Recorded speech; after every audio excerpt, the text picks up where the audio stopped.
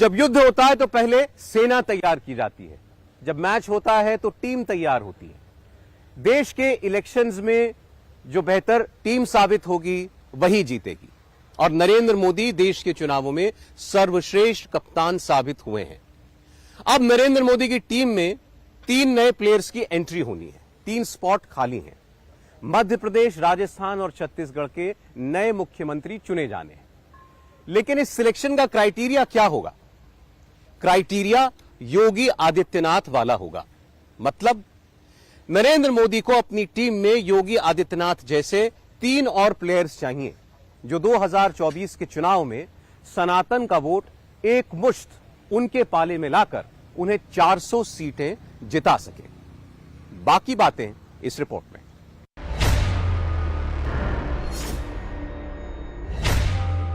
23 में आंधी, 24 में भगवा का तूफान।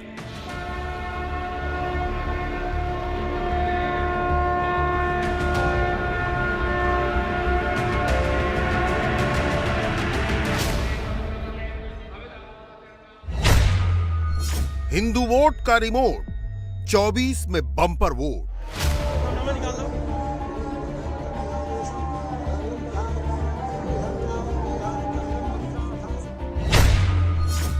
सनातन का मंत्र, 24 में विरोधी हो जाएंगे छूमंतर।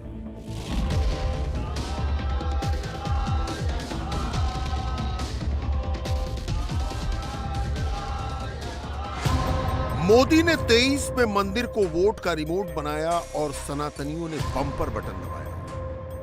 नतीजा तुष्टीकरण और रेवड़ी वाली कांग्रेसी राजनीति तीनों राज्यों में ध्वस्त हो गई। मध्य प्रदेश के बाद राजस्थान और छत्तीसगढ़ में भगवा राज कायम हो गया।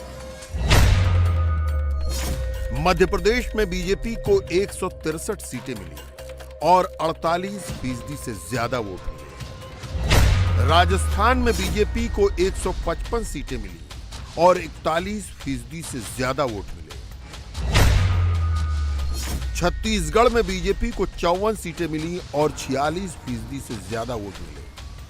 देश देख रहा है, देश देख रहा है, एक अकेला कितनों को भारी पड़ रहा है, एक अकेला कितनों को भारी पड़ रहा है। 23 का इंपैक्ट 24 में क्या होगा? मोदी 300 से 400 सीट का सफर कैसे तय करेंगे? इसके लिए मोदी सनातन का रिमोट और दमदार बनाएंगे, मगर कैसे? जवाब है अयोध्या। 500 साल बाद राम मंदिर है।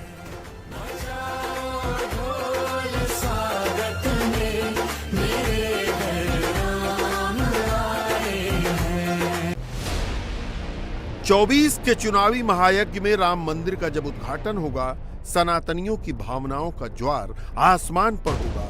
जब 22 जनवरी को मोदी राम मंदिर का उद्घाटन करेंगे तो भगवा तूफान की लहर कितनी प्रचंड होगी, इसका अंदाजा लगाना मुश्किल नहीं है। वहां सनातन के सबसे बड़े ब्रांड योगी महाराज भी होंगे, जिनकी देखरेख में राम मंदिर साकार हो रहा है।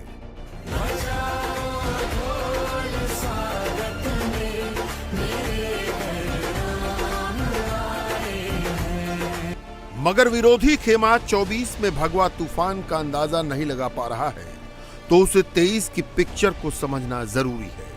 23 में मोदी जहां भी प्रचार करने गए, वहां लोकल वोटर से कनेक्ट करने के लिए स्थानीय देवता के आगे नतमस्तक होना नहीं भूले। मोदी ने राजस्थान में 17 रैलियां की और 119 विधानसभा सीटों को कवर किया। मोदी ने हर रैली से पहले स्थानीय मंदिर में जाकर आशीर्वाद दिया। चित्तौड़गढ़ के सांवरिया सेठ मंदिर और डूंगरपुर के मावजी महाराज मंदिर गए। उन्होंने मंदिर को वोट का रिमोट बनाया। मोदी ने 119 विधानसभा सीटों पर प्रचार किया। 74 सीटों पर बीजेपी को जीत मिली। उनका स्ट्राइक रेट 62% रहा।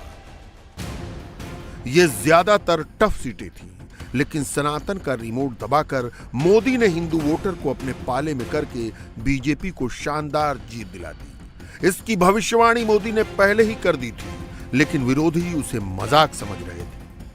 राजनीति के इतने वर्षों में मैं हमेशा भविष्यवाणियों से दूर रहा हूं। मैं कभी वादे और बड़ी बड़ी घोषणाएं नहीं करता हूं। इतने साल हो गए, कभी नहीं करता हूं। लेकिन इस बार चुनाव में मैंने अपना ये नियम भी तोड़ा था।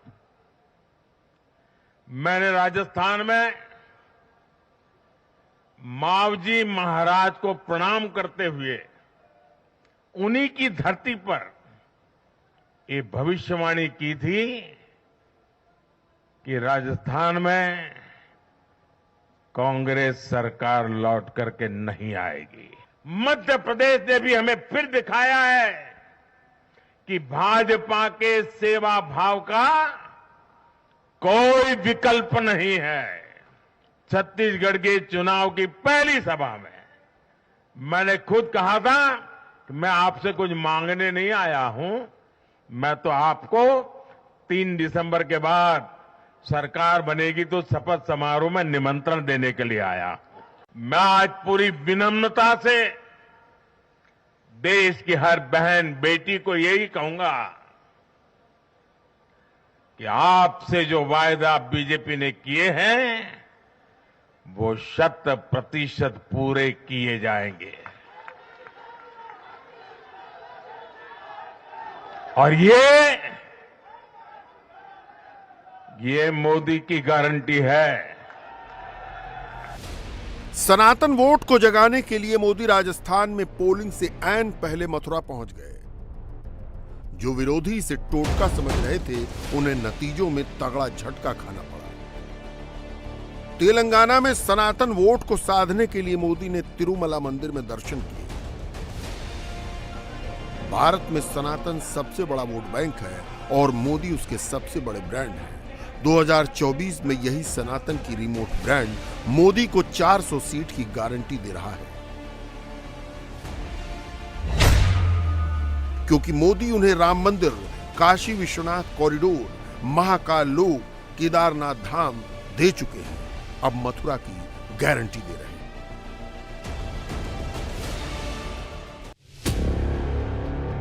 मोदी का काम सनातन की पिच पर ओपनिंग का है तो योगी का काम फिनिशिंग का है।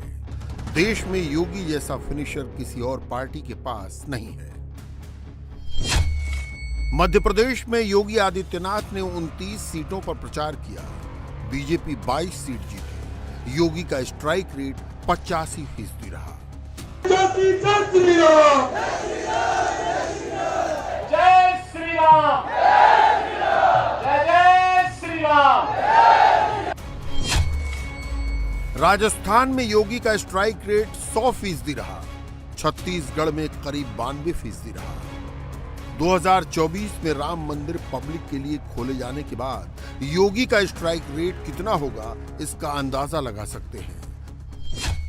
प्रधानमंत्री मोदी जी के नेतृत्व और उनके मार्गदर्शन में जनता जनार्दन ने प्रधानमंत्री मोदी जी के नेतृत्व को स्वीकारा है। उनके डेवलपमेंट के मॉडल को, गरीब कल्याणकारी योजनाओं को और भारत की छवि को वैश्विक मंच पर स्थापित करने के उनके प्रयासों को हर एक स्तर पर पब्लिक ने स्वीकारा है। आज मध्य प्रदेश में भारतीय जनता पार्टी की सरकार फिर से रिपीट हुई है। राजस्थान और छत्तीसगढ़ में भारतीय जनता पार्टी को जो भारी बहुमत से इन राज्यों में भी सफलता प्राप्त हुई है, कांग्रेस को जनता ने मात दी है। ये चीज़ें दिखाती हैं कि 2024 के लोकसभा चुनाव में देश की जनता तीसरी बार भी प्रधानमंत्री मोदी जी के नेतृत्व में पूरी मजबूती के साथ भारतीय जनता पार्टी को सपोर्ट करके तीसरी बार भारतीय जनता पार्टी की सरकार प्रधानमंत्री मोदी जी के नेतृत्व में देश के अंदर लेकर के आएगी। सनातन को एकजुट कर जिन 3 राज्यों में बीजेपी ने बम्पर जीत हासिल की है, वहां 2024 में विरोधी मोदी योगी के सामने कैसे टिक पाएंगे। मध्य प्रदेश में लोकसभा की 29 सीटें हैं, राजस्थान में 25 सीटें हैं, छत्तीसगढ़ में 11 सीटें हैं। टोटल 65 सीट 3 राज्यों में है। 23 में ही मोदी योगी ने यहां 24 का खेल सेट कर दिया है। सनातनियों ने मोदी को 24 में जीत की हैट्रिक की गारंटी दे दी है।